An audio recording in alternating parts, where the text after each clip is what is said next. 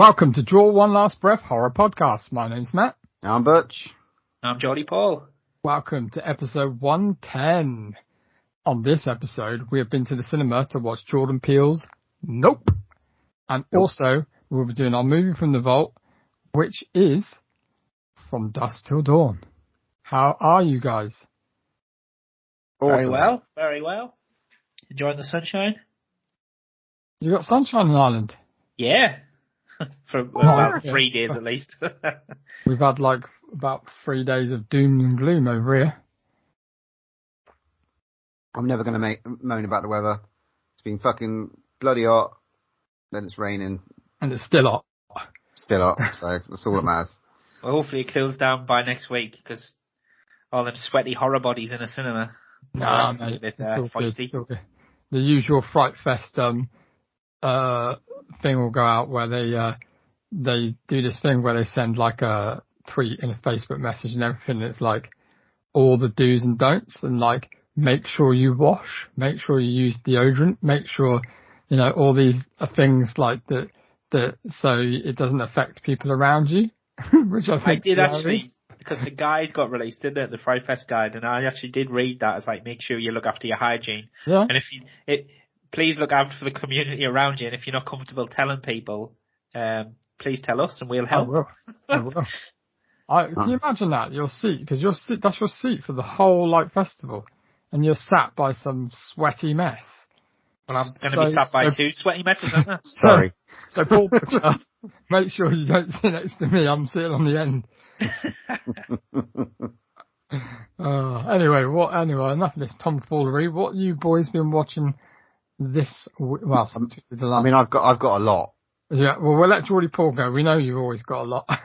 So, Jordy Paul, what have you been watching? You can go last, you cheeky fuck. Well, I've got quite a lot as well. So I started watching The Sandman, which very impressed with. I'm only 4 episodes in, but it's stunning, isn't it? It's wow, so well done, and so well done, and just visually unreal.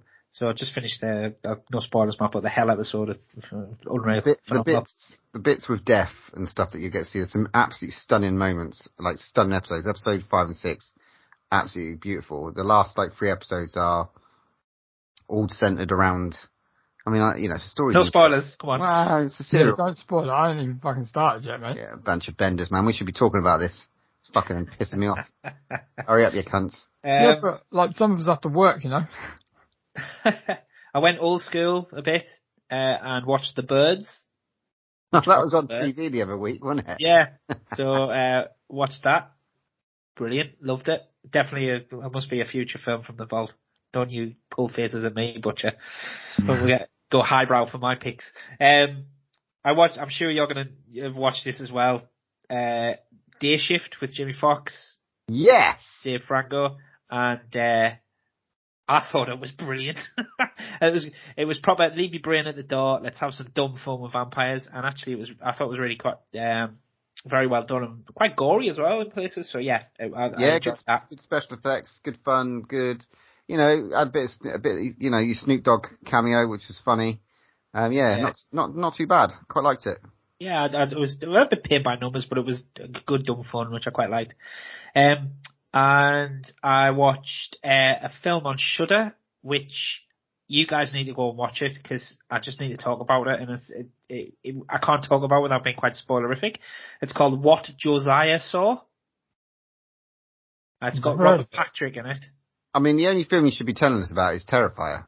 Well, hang on, I'm building up to that one. So, What Josiah Saw. So it's quite bleak, but it's quite good, and I can't really go into it without spoiling it, but it's definitely worth a watch. And actually, I watched it, then I put it on Letterboxd that I'd watched it, and the director is now following me on Letterboxd. So shout out to Vincent, my new follower. But I actually enjoyed it. It was good fun. Maybe you should ask him to come on the pod.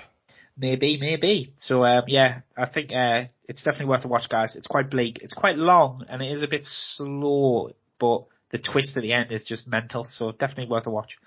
And then obviously, last but not least, I went out and did my Jordy Paul homework for the week and watched Terrifier. Fuck me. Are you looking forward to Terrifier 2? I am looking forward to Terrifier 2. Oh, what a horrible little nasty film that was. Jesus. And the biggest shame I think for Terrifier is that it hasn't got such a biggest release that people don't know about it, because what they've created is a proper horror icon. Fuck Art yeah. the Clown. Everyone should be terrified. And do you know what was really funny? I started watching it, and my missus walked over and was like, "What you watching?" And I went, "Well, we can watch it if you want." And I literally turned the phone over as Art the Clown was on, and she was like, "No thanks." And you know what? Like, oh my God. I mean, obviously the goriness of it, but you know that scene where she's sort of walking through the house and she walks back towards the front door and she just looks up and he's just stood there like, hello, like, yeah, in silence. Oh my God, how creepy.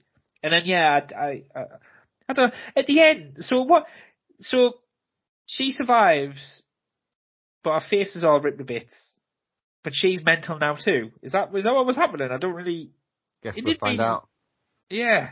So yeah, no, lads, it was great. It was great. But fucking hell. Yeah. There's something else. Well, apparently he's amped it up for this one even more. So get ready. Yeah. Wow. I mean, yeah. So that's 2 out of 2. Really ready on that Terrifier. So you'll have to think of something else for me to watch this week. Nice one, Paul.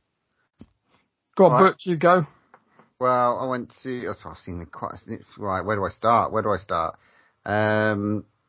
Things Heard and Seen, a thriller on. I don't know what media it was on. On Netflix, I think. I think it is. It's with Amanda Seyfried. It's quite a dark little story, to be honest. I don't know if you remember An American Haunting, and that sort of like you thought it was something paranormal, and then perhaps it wasn't. It sort of like got some weird little twist in there, and there was a scene in it that I didn't see coming, and I was like floored by it. I was like, "Fuck! I can't believe they actually did that." And it's not a bad little watch, but it's like sort of a thriller, which feels like it has sort of some sort of paranormal, almost Amityville, sort of shift, I suppose. Yeah, worth a shout, that one. I don't know if you remember, Matt. We talked about it a few months ago. A film from Sweden called The Innocents. It's on Amazon Prime at the moment for $1.99 to rent, and it was about the kids who had superpowers. Effectively, they've got like almost like telekinesis. And one of the kids was like autistic, basically. And it follows these 4 kids, basically, 3 of them which have powers, but the sister of the autistic child, it's sort of, I don't know, it's quite almost like quite much of a sociopath, or close to being a psychopath. But she meets another kid when they've moved house who's very much a psychopath. And then he's discovering the fact that he's somehow got these powers. And it starts off like with slow stuff like moving little rocks and stuff. But there's a very dark scene of a cat, which changes her mind of him. And then the rest of it is kind of like him using his powers not for good, and the others sort of like trying to stop him. It's almost very much reminding me of Chronicle, like a birth of a supervillain again, but in a lot younger capacity. Because they were a lot younger than them in Chronicle. Really dark, some really dark scenes. Worth a watch. Worth the $1.99. I would recommend that highly. Very, very good film. Next one, maybe not so much. But was interesting. A film called Brides of Satan. So I don't know if I want to call it an anthology, but it was fucking wacky, just stupid, just like a grindhouse sort of like. Strippers, gangs, and a girl training in martial arts to get her revenge, but in the fucking most cheesiest possible way ever. Yeah, it's free on Amazon to watch. You can watch that if you like. I watched a good one, another good one, but I didn't rate it highly. But Escape the Field, it was called.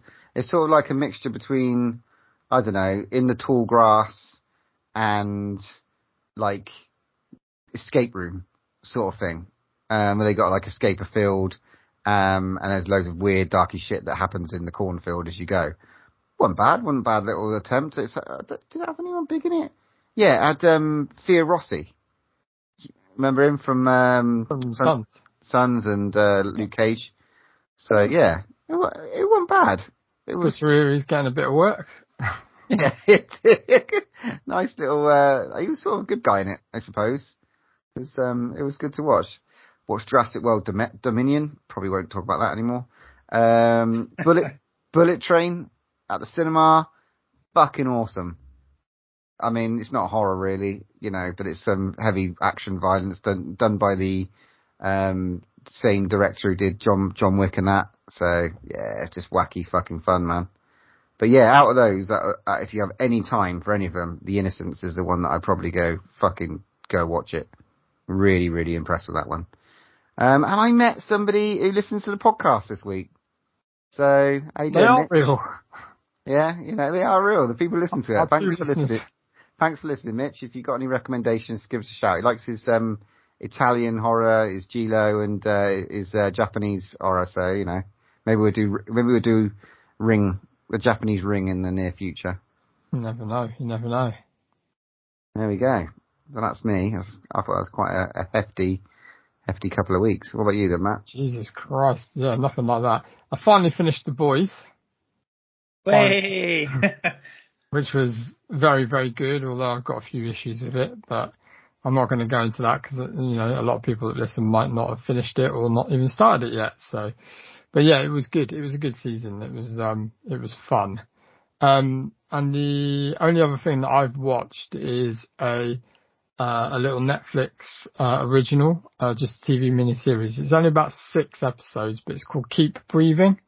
It's not essentially horror, but it's literally about, this woman who's trying to get somewhere and her plane gets cancelled. So she finds these 2 other guys and says to them, "Oh, can you take me on your plane?" And they own like a little chartered aeroplane, and then they crash land.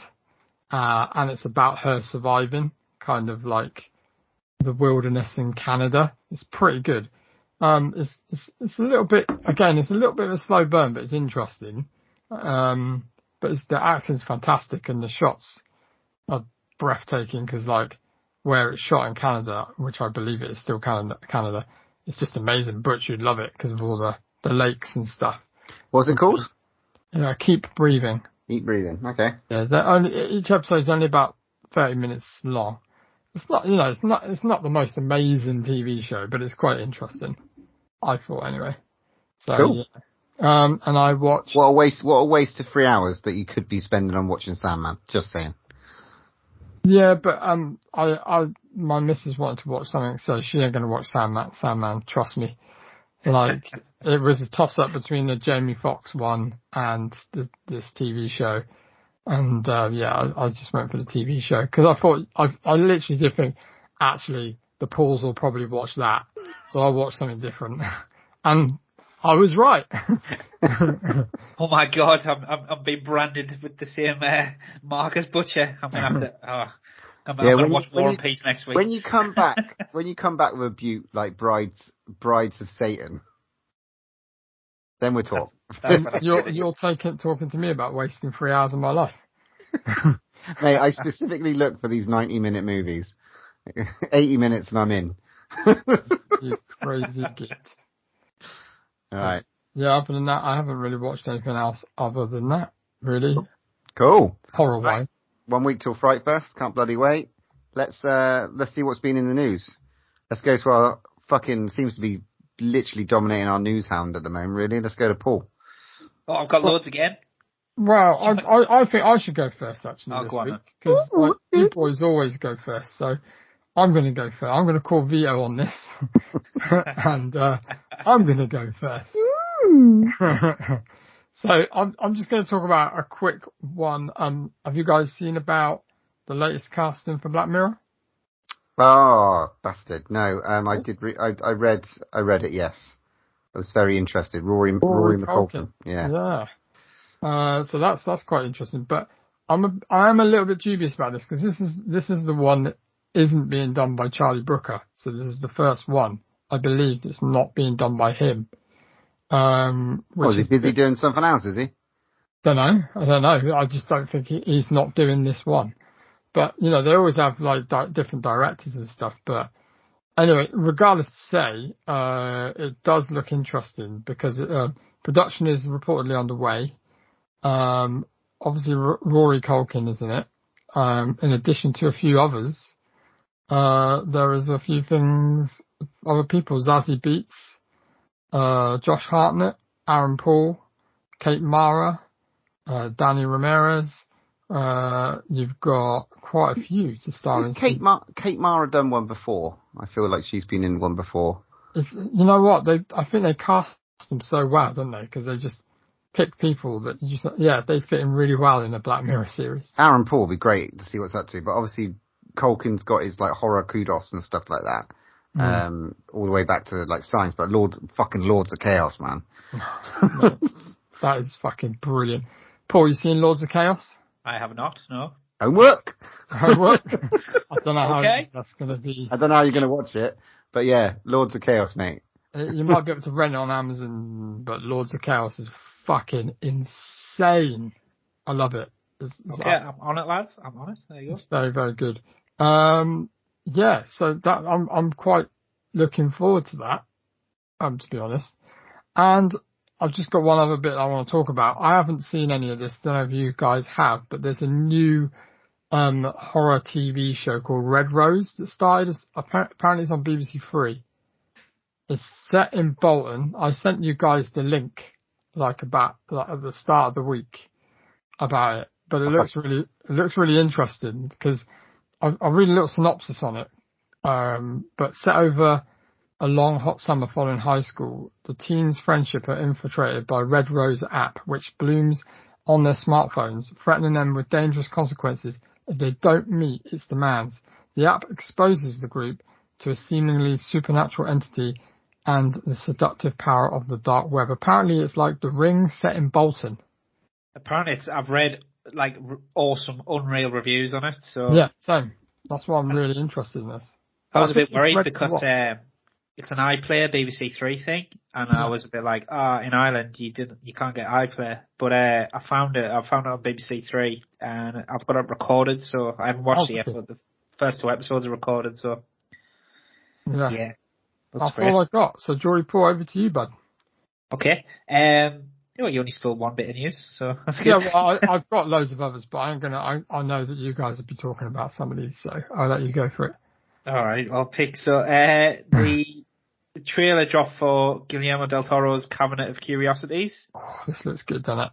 Oh, it looks very good, doesn't it? It looks very, very creepy, very, very well done. So I'm well looking forward to that. But that's out, end of October? 23rd, I think it was. Yeah.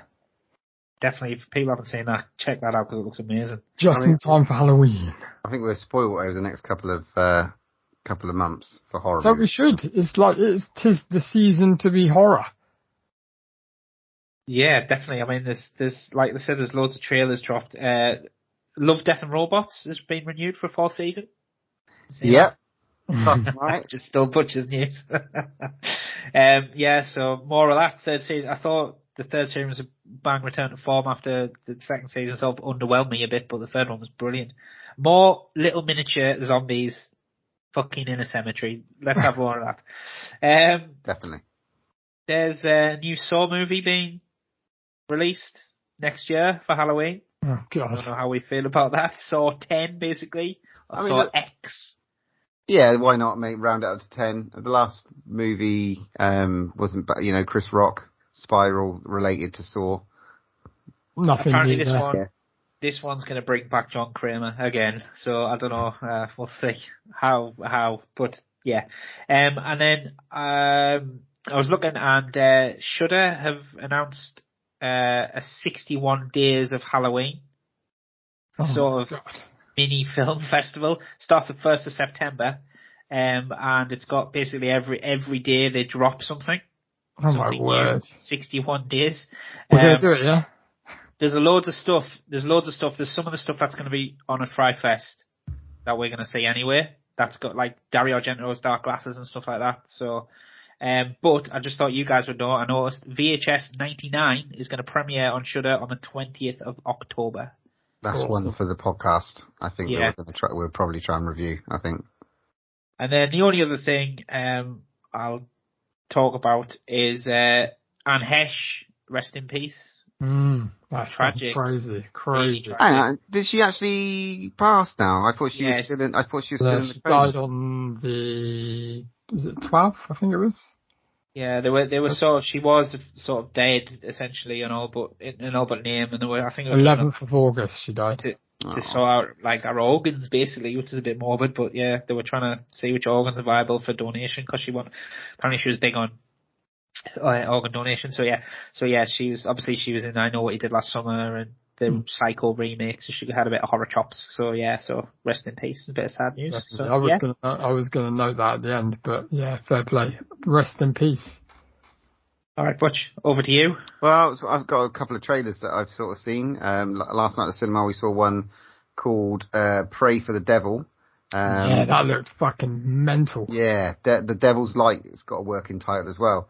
But what we saw was Pray for the Devil. But yeah, nun prepares to perform an exorcism and comes faced with a demonic force with mysterious ties to her past. Yeah, it looks like a nice another exorcism with people bone breaking and climbing walls. It's going to freak me the fuck out. It's at the cinema, so it'll be one that we definitely go to the cinema to watch and talk about, which I'm really looking forward to shitting my pants for an hour and a half. Or 2 hours. Shit your pants in the fucking trailer, I saw you. And one I'm surprised none of you two, especially you, Matthew, have not brought up is Wednesday, the latest trailer that they brought. It's like over 2 minutes. But with lots of footage of Jenna Ortega as Wednesday in the school. I think it looks gorgeous, and I thought it looks a very intriguing story. Who plays Morticia? Is it Catherine Zeta-Jones? I don't know. Yeah, she looks young. So they really de-aged her by the looks of things. I don't know. She looked really young. And obviously, Gomez is Lewis. Not sure how I feel about that one. Yeah, the two of them together. But I don't know, man. I really like the look of it, and I like. It looks quite dark. It looks dark. Yeah, looks it like does there's look a dark. lot of death in it, mate. Well, maybe they've taken on sort of some of the Sabrina Riverdale sort of edginess. That sort of. I think it may be aimed at that sort of ilk, not us, but maybe just slightly down. Maybe it's teen plus. That's what I think. But we'll see. I don't know. At the moment, it looks very dark. Tim Burton, yeah, it looks cracking. So I'm looking forward to that. Did you not get like some sort of like Halloween Harry Potter vibe from it? No, I think it looks a bit more than that. I think it's going a bit more edgier by the looks of the trailers. I hope it is. It looks dark. It looks good. It looks quirky. It looks fun. Yeah. That's all we can ask for. So it's a bit of Killer Clowns from Outer Space news. Not for us, but in America. Halloween Horror Nights have basically put on looks like was it a scare maze or one of those scare things that they do in America? Yeah. Which is just about 2 minutes long. So they've got basically one of those scare mazes in America. I think it's in Universal Studios Hollywood Front Garden. So anyone in America, anyone on the where's that? East Coast, fucking enjoy that. Is that East Coast? No, it's West Coast, Hollywood. Jackass. You'll have to get up to the Saw experience in London. Isn't there a Saw escape room attraction opening in London? Oh, we are in London in a month, in a week. So I don't think it's open yet. Oh, okay. But yeah, so that's my news. But lots of horrors coming out in the next week. We've got an Orphan sequel in the next couple of months. We've got Smile, which looks fucking mental. Fucking weird. Bodies, which looks interesting. It's got old Pete Davis, is it? Is that his name? Yeah. Yeah, that looks pretty interesting. Obviously, we just said Pray for the Devil. Paul mentioned, what did you mention that's coming out? Fucking, I don't know. There's the Menu is coming out with The Menu, yeah. with Anna Taylor-Joy. That looks really quite interesting. And we've got Halloween. Halloween Ends. The trailer looks quite. Even though they showed most of the fucking film. Yeah, there's just a lot of content and a lot maybe that's going to be pushed to the cinema. So, because there's not much else going on in the movie business at the moment. We've got, apart from this Wakanda Forever at a later stage, but, and there's one with Idris Elba called The Beast, which I don't know will be worth watching. It's him versus a lion or something. Don't know. We'll see. Not sure, but that's it. Fuck it. Next couple of months, bring it on, Fright Fest. Come on. Let's get on to our main review. Did you know that the very first assembly of photographs to create a motion picture was a 2-second clip of a black man on a horse? And that man is my great-great-grandfather. Great. There's another great-grandfather. But that's why back at the Haywood Ranch, as the only black-owned horse trainers in Hollywood, we like to say since the moment pictures could move, we had skin in the game.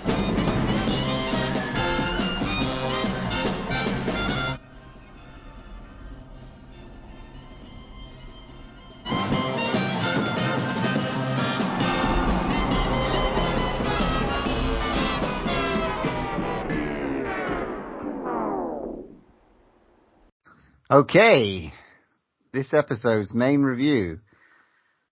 Oh, we went to see Nope at the cinema, Jordan Peele's latest movie. Fucking hell. What do we say about this? Starring Daniel Kaluuya, Keke Palmer, Brendan Pereira, Michael Wincott from The Crow, man. And obviously Stephen Yeun and Keith David, man. That was fucking cool. No, let's write a little synopsis about what this movie is about. After random objects falling from the sky result in the death of their father, ranch-owning siblings OJ and Emerald Haywood attempt to capture video evidence of an unidentified flying object with the help of a tech salesman, Angel Torres, and documentarian Antlers Holst. Great name. Ooh. Geordie Paul. When did you go and see this, and what do you think? I went to see this on Monday night, and it took me a while to work out how much I enjoyed it, if this makes sense. I definitely went away from it not knowing if I enjoyed it, and really took some time to think about it. I think I had to get out of my own arse, basically, because obviously Jordan Peele's first two films, Get Out and Us, are essentially modern masterpieces for me. Like, I fucking 10 out of 10s across the board, right? And obviously, to a lesser extent, he produced Candyman, which I fucking loved. It was one of my films of the year. So I think I went in with far too high expectations for this film. So when I came out of it, initially I think I felt a bit of a lull, but actually on the drive home in the car and actually thinking about it the next day, I actually really, really, really enjoyed it. I really did. Cool. Matt? Yeah, it's similar to Paul, actually. It's like, I don't know what I was expecting out of it, to be honest. I mean, it's like, I came out of it not knowing whether I liked it or not. And after doing some digging and looking around and, you know, what other people thought and stuff, for me to do that, obviously provoked something in me to do that. I was entertained throughout the whole movie. I mean, again, reflecting on what Paul said, Get Out and Us were absolute masterpieces, and he's damn right about that. And I fucking love those movies. I've got the soundtracks on vinyl. Amazing. Obviously, those two movies are predominantly horror, where this one is a bit different. So I think at the moment where I sit on it, I love those other two movies, and I think I like this movie. I think. Let's talk about it and find out. I mean, for me, my eyes were fucking glued. Not knowing what the fuck I was watching, which, you know, I sort of got from, you know, the horror tropes and stuff like that were there, definitely. But there was almost that Twilight Zone feel for it as well. It was, certainly unique in its delivery. I've never really seen anything like it, which he has a way to do that. I don't know if I could stack it up against the other two, but it doesn't really make any difference.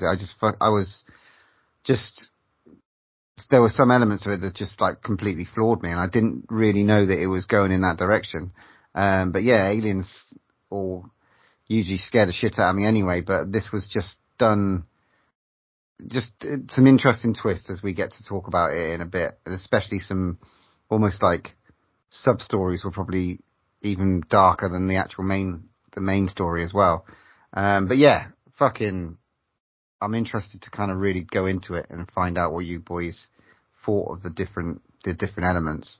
I mean, okay, so this movie is essentially following they're Hollywood ranchers. So they've got things in the beers around horses in movies, basically. And their father is the sort of main dude, played by Keith David, fucking amazing. And he fucking just suddenly dies. And it just follows the story of them looking for a UFO, trying to capture it, but then it's not what they think it is. And I think that's the best way to sort of like follow this movie. Just before we start, I just want to say we're if you're listening to this, we're probably going to spoil the fuck out of it because there's no way of not talking about this. So if you haven't seen it, go and watch it and come back. Yeah, defo. Wow, fucking hell. Okay. So, I don't know where to fucking talk about this. What do we talk about first? Death of Keith David? You know, out of nowhere? What do you Bastards. I wanted to see him do more. I was like, god damn it.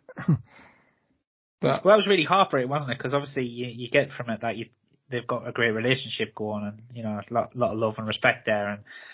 And he dies, but he doesn't die straight away. So like random bits of metal fall out of the sky. So there's like keys, and he gets like basically just a dime or a quarter or a dime. Dime just falls through his face essentially. Which we find out later is essentially just a shit. Well, yeah, but it gets blamed on a plane, doesn't it? How a plane sort of dumped some cargo, and that's how it was explained away. That was a random act of sort of nature type of thing. And then obviously you fast forward to them sort of trying to keep the business afloat, and they have that like little moment in the film bit where you've got all the people sort of not really understanding what's going on and freaking the horses out, and you realise that like it's OJ, isn't it? Mm. Yeah, he's not full of razzmatazz like his sister. They're sort of like singing, you know, opposite sides of the spectrum in that respect. That part though, Keke Palmer fucking smashed it. She's brilliant, isn't she? She comes because with Daniel Kaluuya's character, he's very, very like quiet, you know, quite slow and just keeps himself to himself. And then she's like the complete opposite.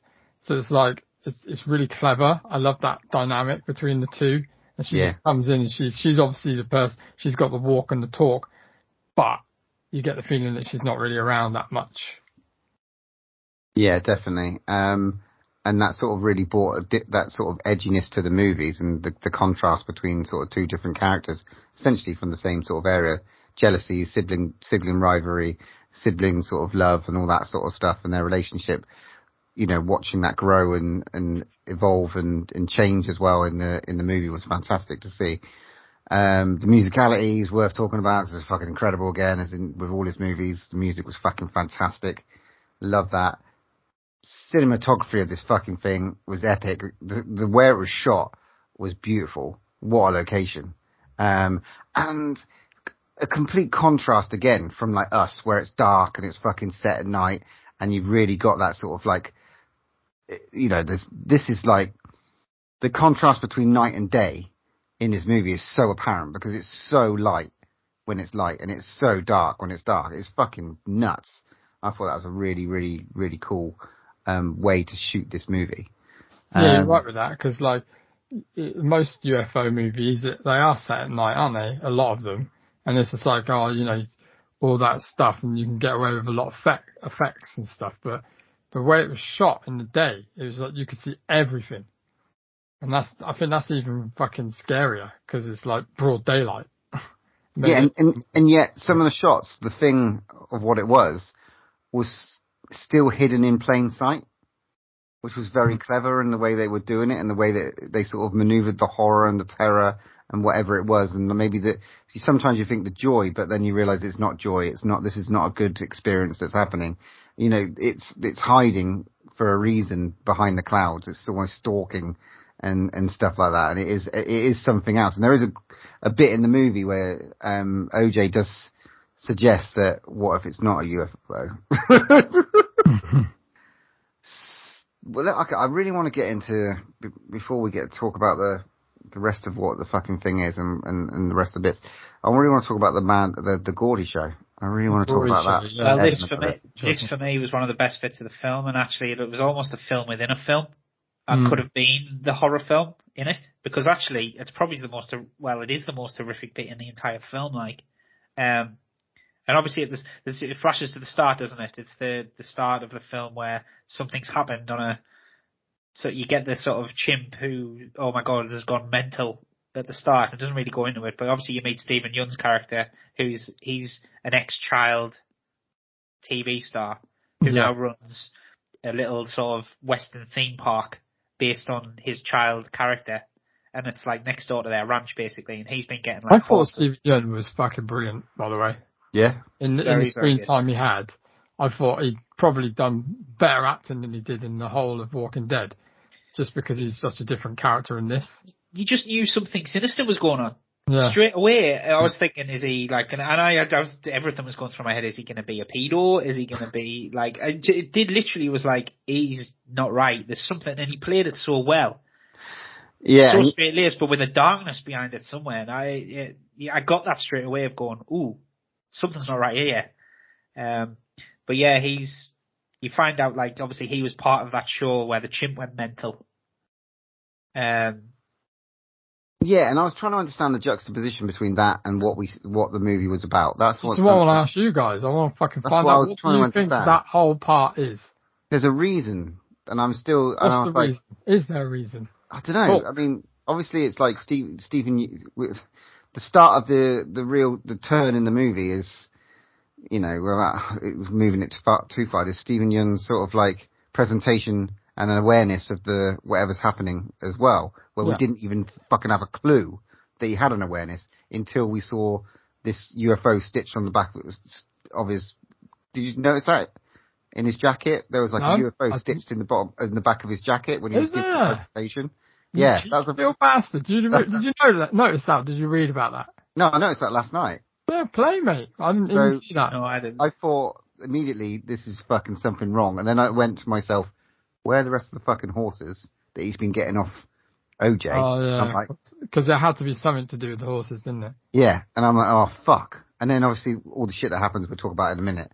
But obviously there's a darkness, a general interest in show business from him. Well, that's the parallels, isn't it? Yeah. I think the parallel is that, am I right in saying that obviously Gordy was the next big thing, and now he's looking for the next big thing? Yes. Am I right in saying that? That's what it feels like. And the fact that he's seen such terror at such a young age, maybe he's given him blinkers, maybe he's sort of realizing what this is more of a show, you know, than anything else. It's like he's seen that terror right in front of his face. I mean, some of the way they shot the chimp, and I know it was all similar to the Andy Serkis sort of way of doing some things. Fucking crazy good though. Yeah. But essentially that chimp was beating and eating the face of the other kid that was on the show, right? Well, you hear about these chimpanzee attacks because there's actually a woman that's still alive that survived one, and she got proper maimed. Right. But apparently they can just flip, and they are incredibly strong. And you can't, once they start, their bite is strong, they're physically strong. Literally, there's nothing you can do to stop them. Yeah, obviously the health and safety back then wasn't there, and they didn't have someone to just diffuse the situation quickly. What was the crack with the shoe? Yeah, What was that? What is Why that? is it just stood there like that? Explain to me, because like, I know Jordan Peele don't just do shit like that. There's got to be some kind of reason. Am I just being dumb or what? Any explanation for that? I got nothing. Because he had that in the display, didn't he? In the gaudy kind of shrine room. Do you know what I generally think about the shoe? I don't know if there's any like hidden meaning to it. I just think that was the focal point of what, because obviously he's on the show when it happens, but he hides under a table while the chimps go mental. And obviously you just slightly off, like behind the sofa, you hear the bass chewing and the pounding, and then obviously he runs after one of the male, the dad of the sitcom essentially, and kills him, and then comes back and notices the kid underneath the table. And from what I got from it was just, if you sort of drew a line of sight from the kid's eyes all the way along the stage, that shoe is there. Now, I don't know why it was stood up on end, but it's just sort of, I don't know if that he's just fixated on that because he's just looking straight forward and trying to sort of blot out the horror of it. And then the fist bump was born. Yeah, well, the whole fist bump was part of that show, but I think that was the whole, like, he was still his sort of friend, because I think even when the chimp attacks the girl, and then he sort of like, he almost sits there and goes, all right, I'm calm now. Do you want to sort of stand up and back to work, essentially? Because he's sort of playing with that foot as if to say, like, are you still alive? Are you all right? Type of thing. Again, who is the monster and who is the animal? Yeah, well, I think obviously with the whole, like, he didn't learn his lesson, did he? So it's that whole, like, control and sort of, can you control a force of nature, essentially? Or should you not be as high and mighty as to think that you can be a boss of a dominion overall, essentially? Because there's that Bible quote at the start which is like, I will devour you and make you a spectacle, essentially. Yeah, which is what they're essentially doing in both respects. But the shoe thing, I was just having a little read of something. Perhaps someone said it's something like a bad miracle, just like a random event that you've got to sort of make your own mind up. So almost like at the start with when his dad dies from a coin from something, that it's what the chances of it actually happening, but it happened, but it's a bad miracle, not a good miracle. So it's the same that this shoe is just standing on its end in a way of like everything just kicking off around it. Sort of just, I don't know, it's just so bad. I know there is something in the, when they showed the stuff in the room, I did read this one. The scissors from Us are in the back. I was fucking looking for shit like that everywhere. When they were in the office, in Stephen Yun's office, I was looking everywhere, like, trying to find stuff like, is there a teacup there? Is there the scissors? Where's the baseball bat and all this shit? And I was like, damn it, I couldn't find it. Apparently it's there. But yeah, man, so that's Gordy. Gordy was one of the fucking most harrowing parts of the story. It was a story within a story, but trying to find like the reason why it was there was fucking really weird and interesting, but it was something that unfolded and was so dark and disturbing to watch. Also, I think if they'd showed that fucking chimp attack, it probably would have been an 18, not 15, just saying. But there was some other scary bits. Probably one of the most scary bits for me, and this always gets me, is almost like the Signs effect.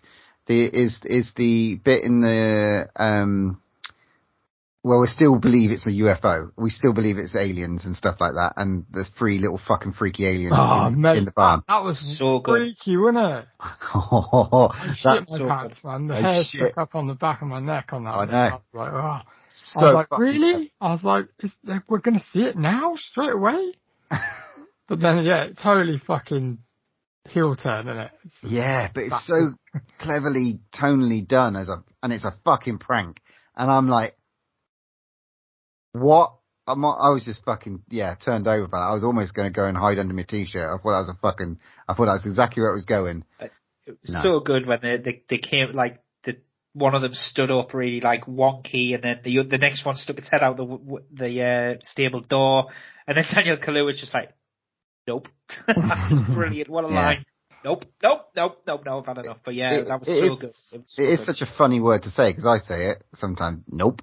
It's just, not even going to fucking bother. And I love that. I love that sort of use of thing, because that's almost one of the first words and stuff. It's used quite early on, isn't it? And stuff like that to kind of obviously describe something that you don't want to do. So yeah, that was cool. What about, okay, so the non-moving cloud is fucking cool as fuck as well. I thought that's a great little discovery and a great sort of ploy of it. Because no one ever, you can't observe everything in the fucking sky. You know what I mean? It's a big old sky. Let's talk about the shift into, because I would class this as a horror comedy as well, because I thought it was very funny, and the guy from the bloody electric store. Oh my god! Well, how just brilliant! What a character! Obviously, they go to try and trap the UFO, and he installs cameras on them, and brilliant. The praying mantis can't fucking capture it, and all this sort of stuff.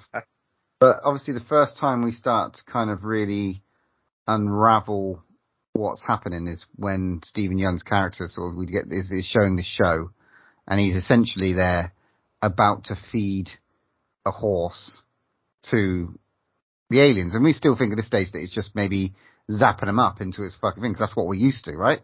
Yeah, that's what we've been fed over the years and years, which is so clever, very clever. But okay, this is not what it fucking seems. This is essentially a flying monster that manipulates electrical fields around it, because that's what it does every time it's around it. You do realise something before we go on? Go on. It's like the fucking Navigator.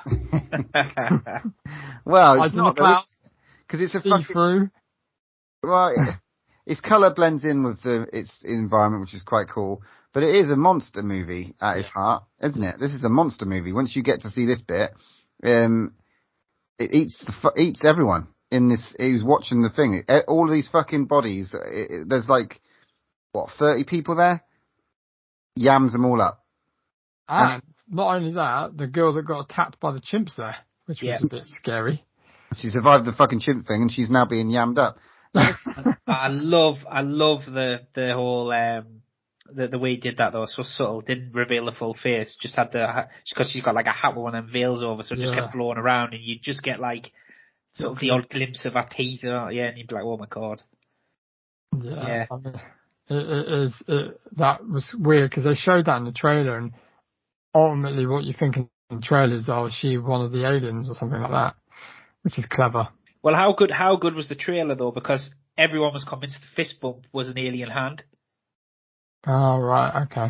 Yeah, the fist because you saw it and it was all like little and you never went, oh, that's a chimp. It was literally there's an alien.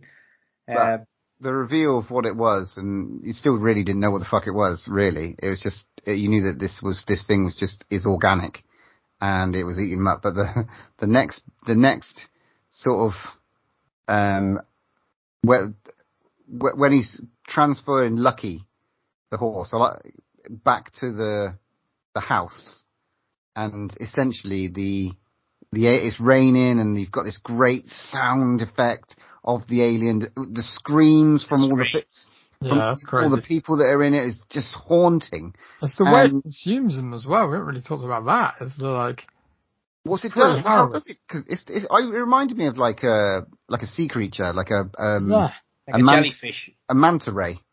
Yeah, like a manta ray. Yeah, like that's the mouth underneath, and it squeezes everything sucks them up into their belly, and eventually it's. So you see the people in their what I can explain as the organs, like it's like digesting them, and they're screaming. It must be just crushing them up. It's just fucked up. Yeah, and then takes a giant fucking shit over the house, basically, of all the blood, all the rest of the stuff it doesn't want to consume. It pisses and shits on the fucking house. There's the only way that I can describe that scene. So is it just taking the good stuff that it wants and just getting rid of everything else, what it needs to survive, I suppose? Yeah, but there was also an element of he did mention the fact that it's survival, fine, but there was an element of discussion around territory and being almost like a predator. Or, you reflect on what we watched the other week. It was more like a predator. So this was a hunter. Yeah, because it's stuck in that cloud. It's not attacking all the time, but it's oh yeah, because they touched on the fact that it's got like it's like boundaries of where it wants to hunt, kind of thing. and it won't go any further. If it feels threatened or if it's looked at, then it's like that's what it's going to go after. And they did play on that during the awesome finale scene. But yeah, essentially that fucking scene is so dark when they're sort of just in the car and in the house, and it's still about, and the screams are just fucking sick. They were just intense, man. Shall we talk a little bit about Michael Wincott? Yeah, he's fucking great. And his Holst. Oh, he plays a filmmaker, quite an eccentric filmmaker, who's coming to give him a hand. He sort of doesn't. He turns him down at first, but then as soon as he hears it on the news, he's down like a shot with his fucking, I don't know, his wind up camera. Because obviously we haven't really said that every time some sort of power that the alien has is to shut down any sort of electrics and things like that, and vehicles and cameras. So that's obviously this kind of built-in mechanism that stops people from filming it, I suppose, which is quite clever, really. Yeah. But yeah. Sorry, carry on, Paul. I don't know, man. It's just this next scene with him, the way he sort of planned it out. He's fantastic. He was great in The Crow and stuff like that as a baddie. I wanted to see more of him though. I think he was slightly underused. If it's me, I think he needed a bit more dialogue in there and stuff. Yeah, slightly underused for me. He was ill, wasn't he? He was terminally ill. That's why he sort of. He was on a bit of a suicide mission, I think. Yeah. Oh, okay. Because he had tablets, he was taking them, and he was coughing, and then I was sort of implied that he was going to die anyway, and this was like right. That's why I think he sort of sacrificed himself. The way they built that plan up, though, where they had all the cameras set up and they had the little station, and OJ was going to be on the horse, and it's just like it was, and the little, what do they call them, the wavy inflatable thingy man. Yeah, I was in Family Guy and stuff like when that. I was at Comic-Con a few weeks back, they had them there, and I got pictures of them with the kids in front of them, but they had loads of those lined up. The promotion for it at the con was insane. I've never seen posters that big. They're awesome. Really pushing it. But they had those floaty men. It's cool. It was, I think you touched on it earlier, Paul. It definitely had obviously I know Jordan Peele's done The Twilight Zone, and that I really enjoyed. I haven't watched it all, but I've really enjoyed what I've seen of it. And it did have that sort of Sunday morning, serial TV show. Like the bit where they were getting ready for the heist reminded me a bit of the A-Team. And it just had that sort of, them programs like Land of the Giants. Yeah. It just had that feel throughout elements of the film. Didn't it? Yeah, I think that's where it was shot. Where it was shot made you feel like that as well. Yeah. It was clever. It was really clever like that. Because obviously initially we touched on it very, very slightly, but they just want to get a bit of footage so they can just sell it and get a shitload of cash, just a glimpse of it, anything. And that's all they want. They want theirs. That's what they want. Yeah. They want their little piece. And then obviously, there's quite a cool bit where I thought it was going to take a turn for the worse when a TMZ guy turns up. I thought, oh no, they're going to make this kind of some kind of alien hunter or something like that on the bike. I was like, there's a proper another heel turn, because I was like, who is that? That's going to be somebody underneath that kind of mask. I don't know what you guys thought. Yeah, who the fuck was it? I thought he knew what he was doing. That's why he was wearing the helmet. But he didn't have a fucking clue, really, did he? He just looked like he sort of did, I guess. But yeah, you know what TMZ is, right? You guys. Yeah, but I don't know if he was. I don't know if he was actually. I think. What's David Jordy Paul? Is it like an entertainment channel on US yeah, Press? So basically, it is like an entertainment channel, but it's they're just pretty much paparazzi, and they're basically the scum of the earth. And I love that he took a massive stab at him. It was great. Well, fair enough, but I just thought it was one of my favourite scenes, though. I think you had a laugh, everyone had a laugh in the whole cinema when she literally said, what happens to an electric bike when it stops at 60 miles an hour? Boom. Ah! Screaming down the canyon. It's brilliant. But again, he got chomped up, and we got to hear his deafening screams that was, yeah. But what happened next, man? What the fuck? So, what did it opened up. once they're getting all this footage, it opened up into what it actually was. I don't know. I mean, it reminded me of like what you said, like that. It felt like it was underwater. It just definitely sea creature vibes about it. Yeah, how they fucked it up though, was fucking genius. So I'm assuming it's dead, right? He basically tried to eat a fucking big inflatable balloon. And then it exploded and the thing sort of deafened and died. I don't know, but because they worked out that it basically choked, didn't it? Because earlier in the film, the flag, it couldn't digest the flag. Didn't like fabric. It, yeah. He tried to feed it a fucking. They tried to give it bait, didn't they? Of like a metal horse or something like that.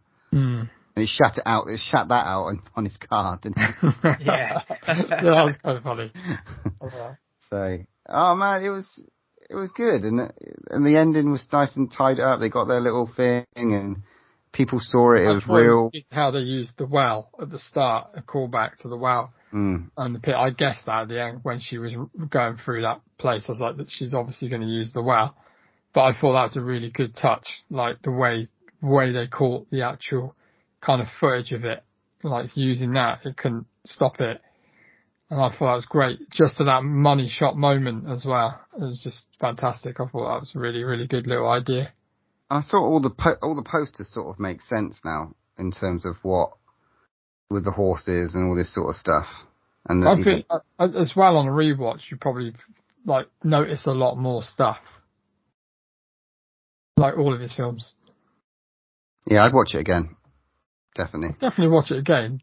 However, I don't think it's one of those ones I'd crack out every year and watch, like Us and Get Out. And I'm not comparing it to those because I think you're right, Butch, that it is too different, which I think is great because when you think about it, he's written it, he's produced it, he's directed it, and to come out with something so unique in these times like it is a fantastic job. Yeah, and again, it's not saying it's like really removed from Us and Get Out, but it certainly gives him another branch. I feel like even though he's done Twilight Zone, it's in the middle. There's horror elements to it, and it crosses into the sci-fi. That's just everything that he kind of has to touch on. But there is it's just again, it's like with Get Out and Us. There's just a fucking uniqueness to it. He's such a interesting, unique talent to come up with these sorts of things. I think it's brilliant. He's got a real love of old cinema, and he's fucking delivering it absolutely brilliantly. Keenan and fucking Cal, who the fuck would have known? It's nuts. Sorry, Keenan Peele. Keenan Peele. Keenan Cal's completely different, dude. Yeah, let's watch them direct something. It did. A good burger, wasn't it? Yeah, a good burger. Horror of a different kind. Yeah, so classic monster movie in a way for me. It was it was almost like a Cloverfield. Yeah, I'll give you that. Yeah.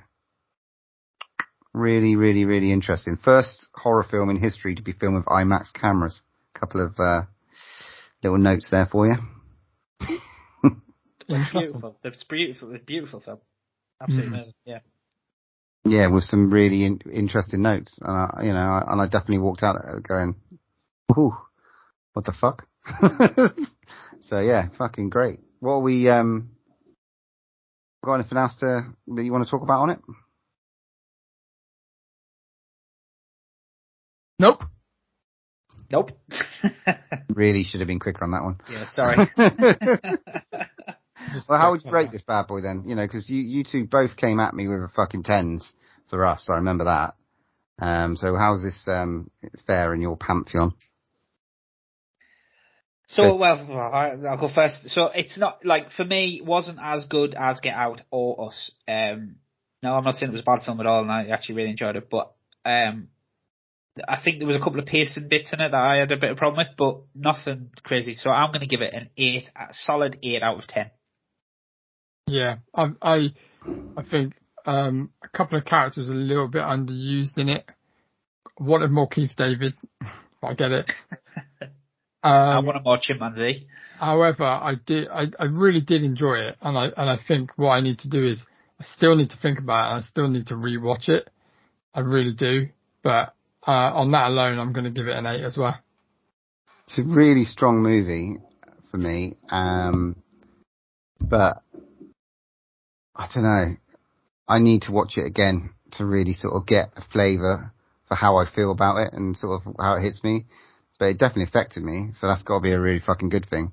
Music was great, the way it shot was great. So for me, as a movie, as a spectacle, and as a bit of entertainment, I'm going to have to give it a 9, I think.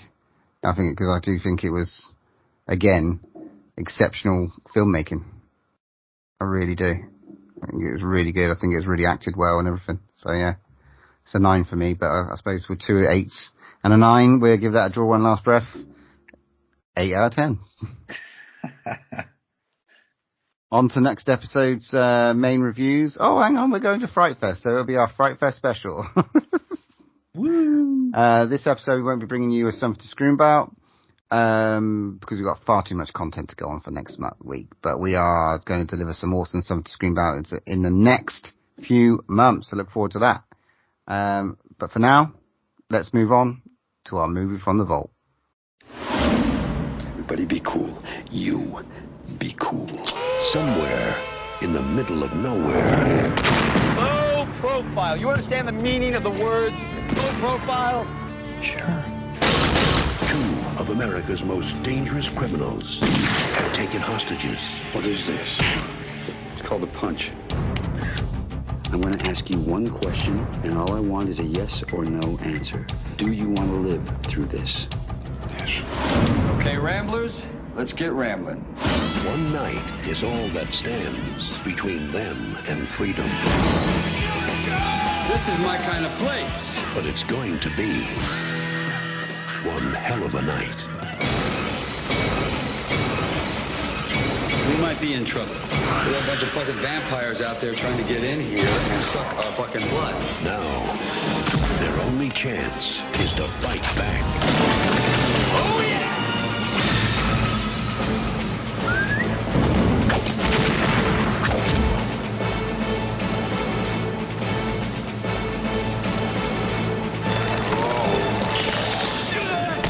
Harvey Keitel, George Clooney, Quentin Tarantino, Juliette Lewis. Welcome to slavery. No thanks. I already had a wife. From Dusk Till Dawn. Okay, so this week's movie from the vault was my pick once again. So, and I went to 1996 and I went to Robert Rodriguez's From Dusk Till Dawn. So, just a really, really quick synopsis and then we'll get into it. So, 2 criminals and their hostages unknowingly seek temporary refuge in a truck stop populated by vampires with chaotic results. So, lads, where do you want to go with this one? Where did you guys first see this movie? Well, I saw it when I was about 15-year-old. And the reason I actually watched it was because, I forget, we were out on a school trip and one of the lads in my class, basically it was like a walk like around sort of up like a mountain basically in the Lake District, and one of the lads basically spent the entire walk talking about it, saying that everyone had to see it. So yeah, I think my brother got it from Blockbuster. I would definitely watch it on VHS, 100% watch it on VHS first time around. Yeah, so around 14, 15-year-old. Yeah, I remember having a VHS copy. I've had my DVD copy for 20 odd years, which I had signed when I went to see Tom Savini and Kurtzman at the Comic-Con. That was fucking great. I mean, I didn't even know who Kurtzman was. I didn't even know that he wrote the bloody thing. But when you had 2 sort of like pillars of the fucking special effects industry involved in this movie, Tom Savini and Rob Kurtzman, this is what you get. You forgot one as well. Who did I forget? Nicotero. Nicotero. Oh, fuck, yeah. But yeah, so this was one of my favourite movies, like, during my, like, you know, when I was growing up. I fucking loved this. I bet Like, you did. This is just one of those movies. It was fucking awesome. I love Tarantino. This was just quirky, in your face. I don't, probably 96 this came out. Did I watch it then? Don't know. Probably a couple of years later, maybe, or probably would I have watched it when it first came out? Don't know. But I might have hid it from Blockbuster at the time. But I've had the DVD for fucking ages, my actual copy. I really fucking love this movie. It's just the one-liners. The fucking cast is absolutely amazing. It's such a fucking Miramax 90s cast. And it's George Clooney coming off the back of fucking What ER. Salma Hayek, Fred Williamson, Harvey Keitel, the love of my life, Juliette Lewis. And she was in everything at that time. She really was. California, fucking Cape Fear. From Natural Born Killers. You know, this is right along those time. I watched probably those two very close. And it's just like they're very, very similar in the sort of delivery. I absolutely fucking love this movie. And I do remember watching it a lot. So what about you, Matt? I watched this on VHS, obviously rented from the shop. And I was well happy because a lot of people say, this was the kind of film that everybody talked about at like school, whatever. I didn't know anything about it when I rented it. I didn't know it was about vampires. Didn't know anything like that. And I watched this film completely blind, and it blew me away because I'd not seen anything like this, where it was one movie and then halfway through turns into another movie, and I'd never seen that before. And it's bold, brave. Like you said, the acting is just insane.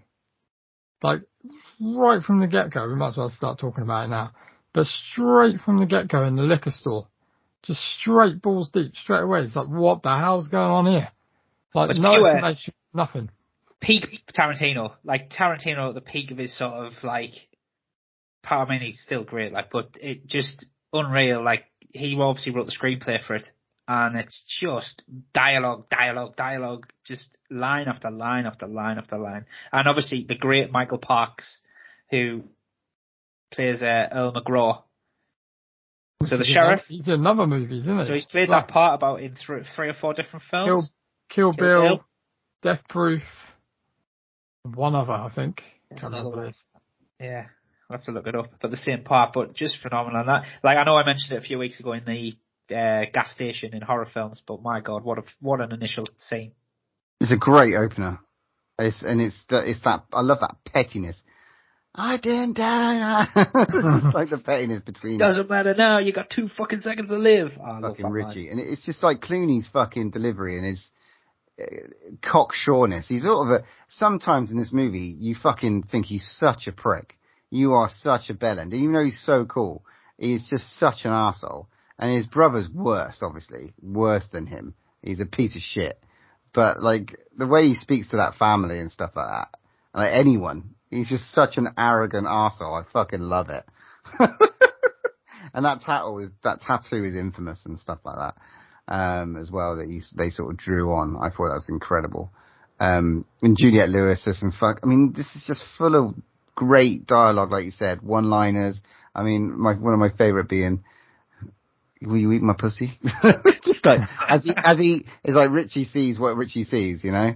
And it's like, when you've got like House of 1,000 Corpses and those sorts of and like Devil's Rejects probably more so, I suppose, that it's lifted, off that fucking, that motel room with the bloody, teller. Oh my God, what did she go through? That was dark. Like all that implied stuff and obviously flashing around and Jesus. And I think that's why, so that's the great thing about it is there's no matter how bad Clooney gets, because I sort of forgot about the way he treats the Harvey Keitel and that at the start. Jesus, you're like, you sort of over time forget about how much of a prick he is because he becomes sort of the hero at the end. But I think they do such a good job of making Tarantino that like real sick, twisted one, that he's the real villain, you know what I mean? It sort of keeps you thinking that Clooney's sort of the one keeping them on the straight and narrow, and he's just as bad really, but That's the bit in that hotel room is just like so early on in the film as well. I'd say we're like, we're 15 minutes in, 20 minutes in, and he's already, Clooney's having a go at his brother.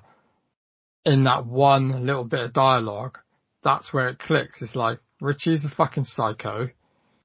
And obviously, George Clooney's character, sorry, forgive me, I can't remember his name. Seth, that's it. Seth just goes mental at him saying, this is not right, this is not how you do things, this is not what we do. And that's when you get the dynamic, and it's just like, right. And then it all clicks. Well, he's obviously been pulling them out the shit. Because obviously the gas station's all Richie's fault as well. Yeah. And then obviously we meet the pastor, Harvey Keitel, who's obviously coming out the side of losing his wife, losing his faith with his 2 children, travelling around in his RV. Yeah, I can't stand I can't stand his son. I think. Nah, the son's always a cunt, and even when he dies, he's a cunt as well. He's like, fucking, someone just shoot his fucking face off. I don't like his face.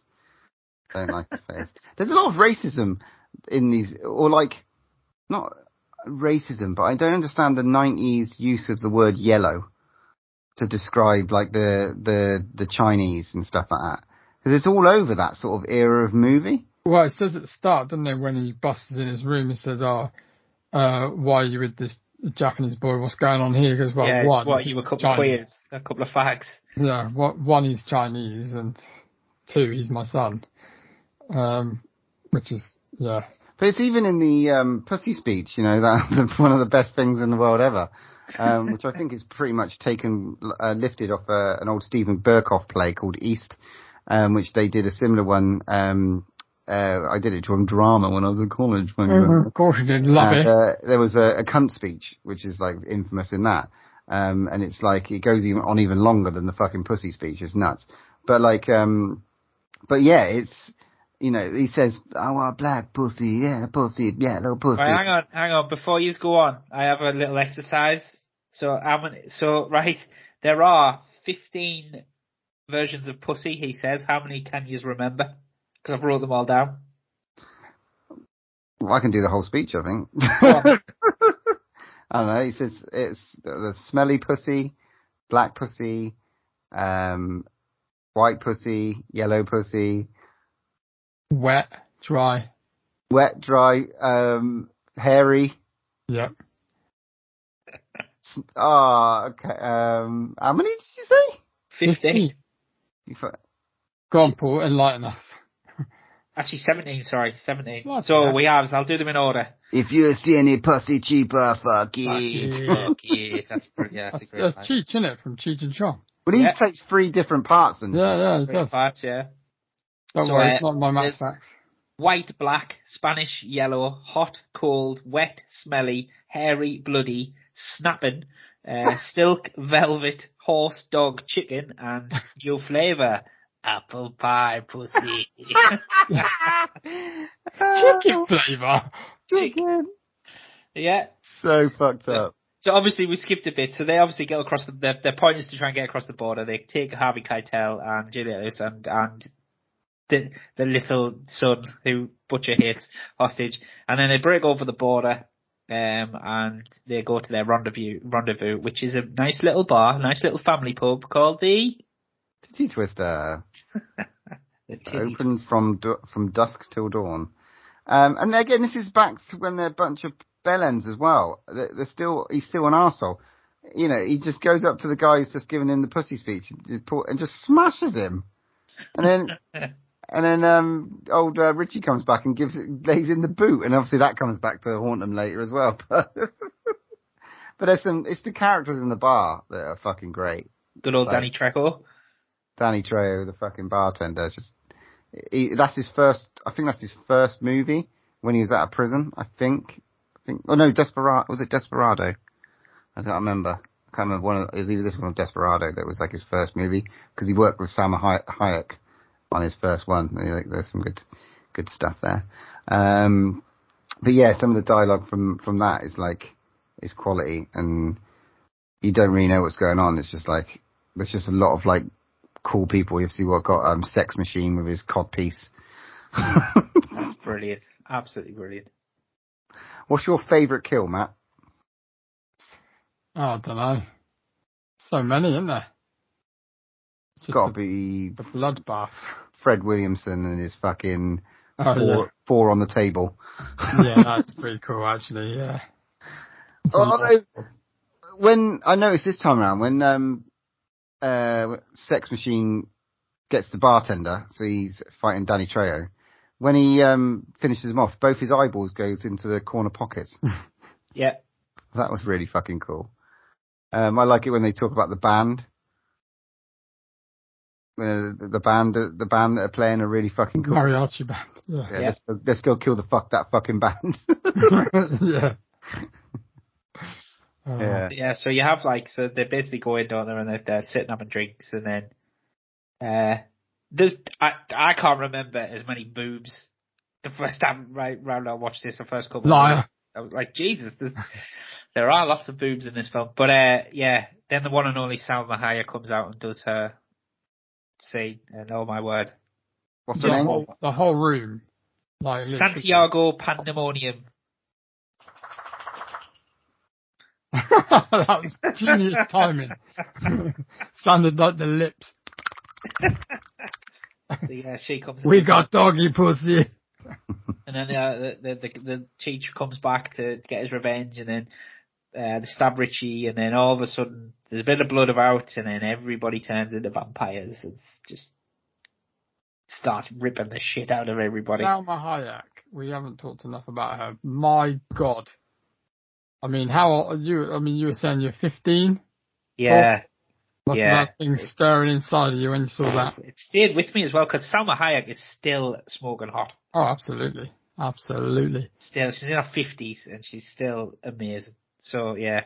The funniest thing about that is that, do you not think it's so funny where allegedly Tarantino's a foot guy?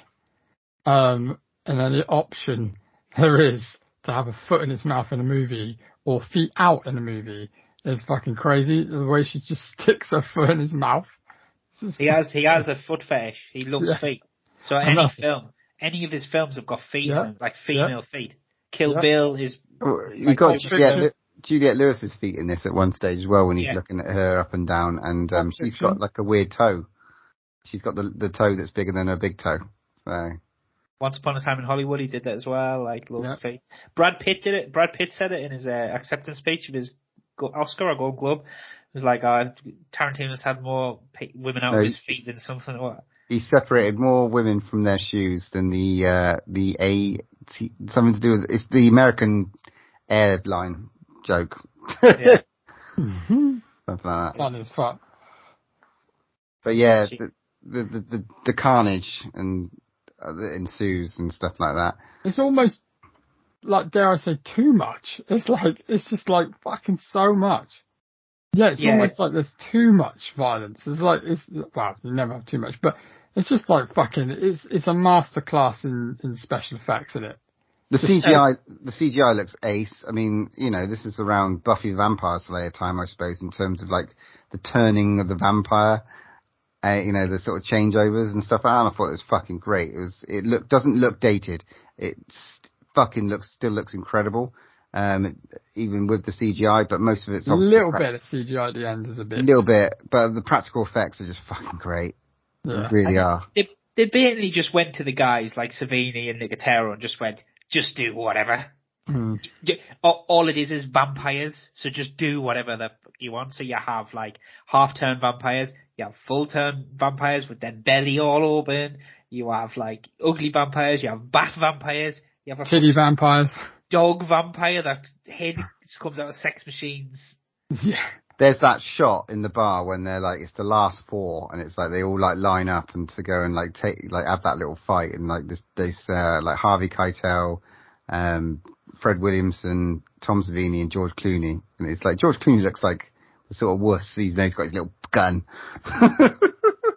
But yeah, it's just ace. And there's a fucking awesome scene when Savini's changing and trying to hide it. Yeah. And like Fred Williamson telling his like Nam story and in slow motion, like, yeah. And then it's like, before I know it, everyone was dead. And then the hands just come up on his shoulder. It's amazing. Amazing. Yeah, and I really love the fucking montage sort of scene. Like I love that in every movie, but the weapons, yeah. Bless this one comes out with you got a super soaker. Super soaker condoms.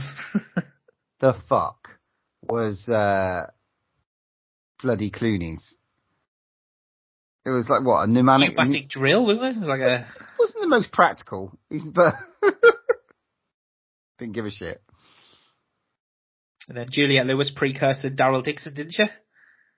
Oh yeah. I love Juliette Lewis. I gotta say it. I love her. I think she's great. Still a lot. Good. But she does play pretty much the same character in every movie. Yeah. Not a lot of range there, is there? No. But she's good. She's good. Yeah. And I love... Natural Born Killers is slightly different.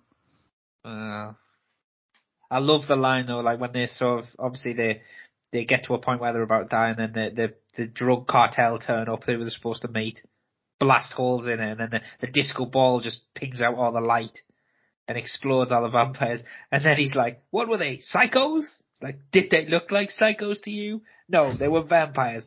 Psychos don't explode when you put light on them. Comes up and just smacks him. Yeah. And then have you ever been here before? No. Drove past it looked all right. Yeah, and then he's still kind of he's maybe a bastard, but I'm not a fucking bastard. Yeah, what a line. What a line. And then the music, I love that. That song. Dog night. What a song. Mate, it's great, Brad. It's just such a cool movie. Have you ever watched they've done sequels to this? Nope. Not one of them. I've never seen them. There's one, I think I've watched, oh no, hang on, that was just called Vampires. I was going to say James Wood, but the one with James Wood was just called Vampires. Yeah. So there are sequels to this as well. There is, yes. And a TV show as well, which I started to watch, but I think there's 3 movies and a TV show. Yeah. I think apparently nothing to do with the first one. Apparently though, the TV series is supposed to be alright, I've never seen it, but it's on Netflix. But yeah, I tried to watch it, but I didn't get on with it. So it doesn't really make a difference and stuff like that. Like there's obviously lots of stories to tell with that fucking ruse and stuff. Well, it's the last shot, isn't it, where it pans out and it's like it's not a bar, it's an actual like vampire temple, and there's like all the trucks are bloody like piled into the canyon. Yeah, great shot. And that was obviously a painting as well. Yeah, Matt. Hello. Give us some Matt facts. It's got to be there's got to be a buttload. There was fucking absolutely loads. I just cherry picked a few. So, Simon Hayek has a real fear of snakes and had always refused to be near them. Naturally, when she read the script, she knew her phobia would prevent her from taking part. Robert Rodriguez conned her into thinking that Madonna was ready to nab the part, and so Hayek spent 2 months with a therapist to overcome her fear.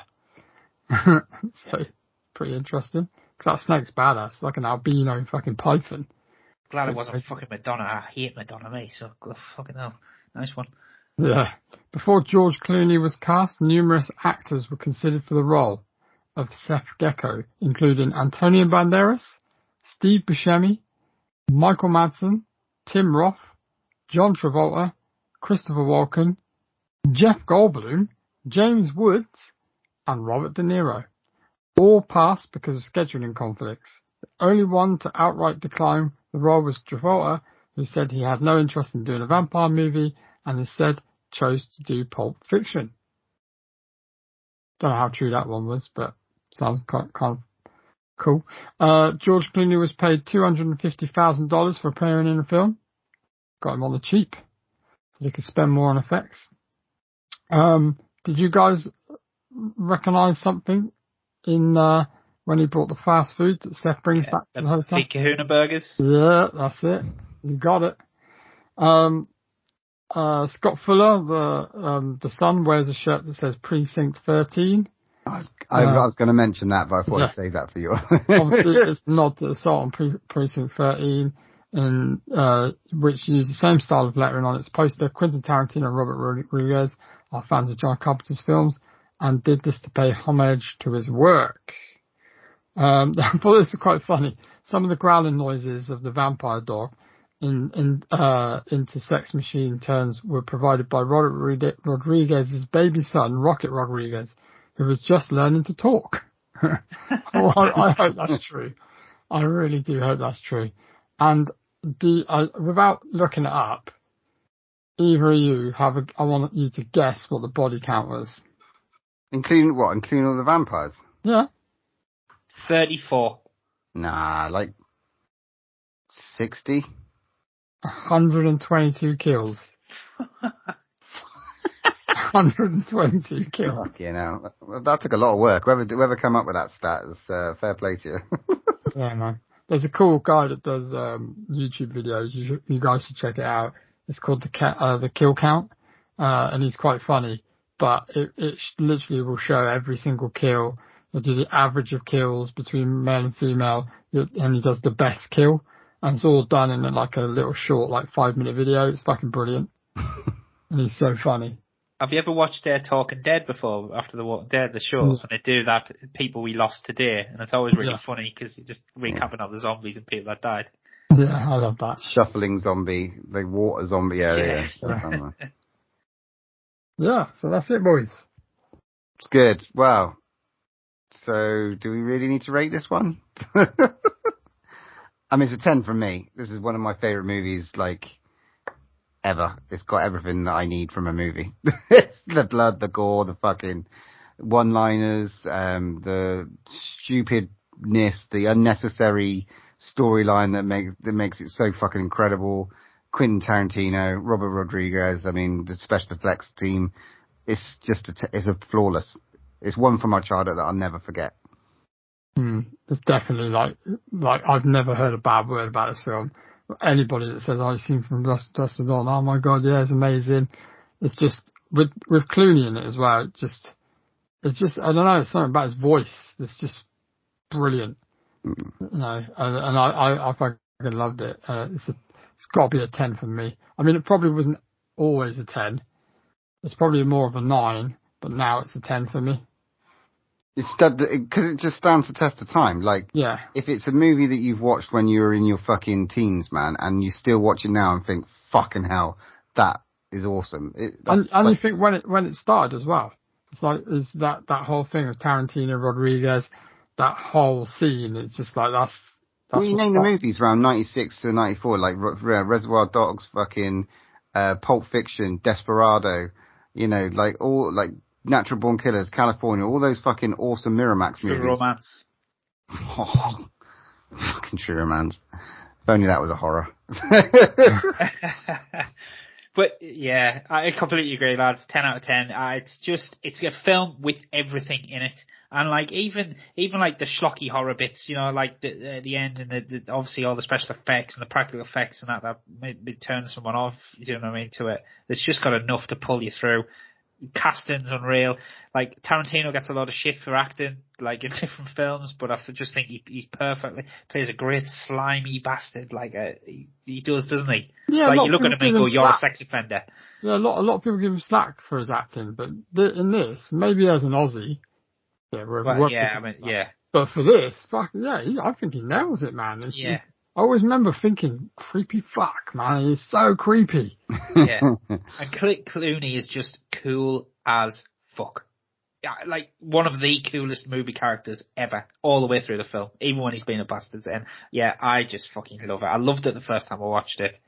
Another Matt's fact, I forgot about this, is his tattoo. Apparently he insisted on that because he just watched Once We Were Warriors and wanted to have a tattoo like that.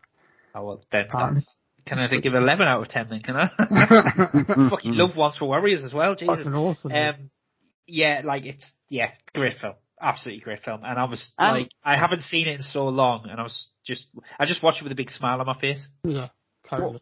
What was going through my head watching this as well, with having the fact that the story's written by Kurtzman, and then the fact that in the last month or two we've watched quite a few movies that were done by special effects teams into direction. So you think about like Well, the last one we watched, Doom Asylum, I think was the one. Cellar Dweller. Cellar Dweller was the one I was thinking about. It was just like... Oh, yeah, Boucher, yeah. Yeah, they kind of like, there is that element of cheese, whereas these guys, they got the right people on board with Rodriguez and Tarantino to support. It was fucking genius. Yeah, awesome. Right. Never know, we might have somebody on the show eventually, just to do with that film. That'd be awesome. Right, so next episode. Thanks for listening to this one. Listeners, drone on, please. Come back for... Are you going to pick your movie for the next one then, mate? We're not obviously doing a Move from the Vault for Fright Fest. We're not. Okay, sorry. We've got far too many movies to talk about on that one. But I will tee up episode 112 if you want and tell you what my pick is for 112. Yeah, go on. It's going to be The Japanese Ring. Ooh, okay. The Japanese Ring. All right, because I've never seen The Japanese Ring. I've seen the fucking Naomi Watts American version. In the original Ringu. Hey, what are you playing at? No, I've never seen it. I'm going to smack your bottom next time I see you. Pretty sure it's on Amazon Prime. Pretty sure it's I've either seen The Japanese Ring or The Japanese Ring 2. Have you seen some Japanese Ring? Yeah, lots of Japanese rings. But no, I've seen one of them and I'm actually, that's a good pick because, Also, we're going to be at Fright Fest. Yes. See us, come and talk together. To us, get free badges, we'll go out for a beer, and have some fun. Yeah, and our next episode will be all about the fun and the times that we had. So if you're there, we'll do some, record some intros and all that sort of shit that we like to do.